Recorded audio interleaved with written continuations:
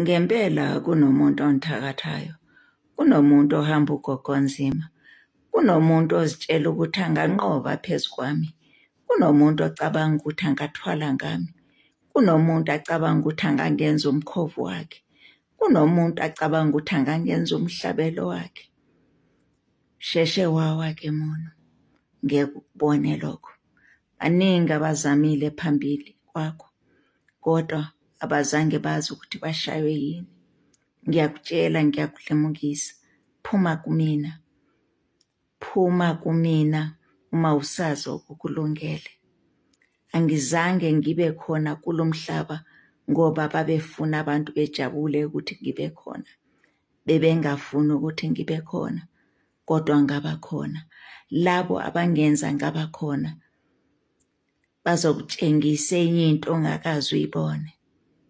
Kunemsebenzi eminingi okusamele ngiyenze, kodwa wena ufuna ukuthi lolu hambo lwami lube lufishane.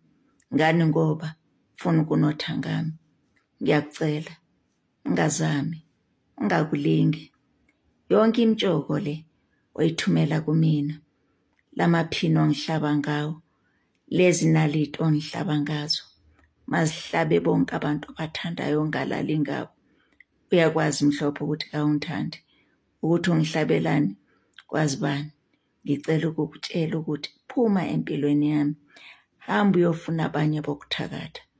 Ungadlaleli kimina, le ground yebhola ivaliwe, no entry. Ngiyakucela, ungathi angikutshelanga, sengikulimukisile.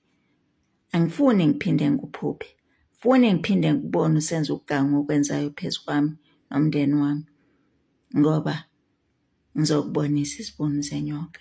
Khathele ngawe, anginandaba nalogogo onzima, nalo mkhulu onzima ohamba kuyena, kodwa ngithi phuma empilweni yami, phuma uphele.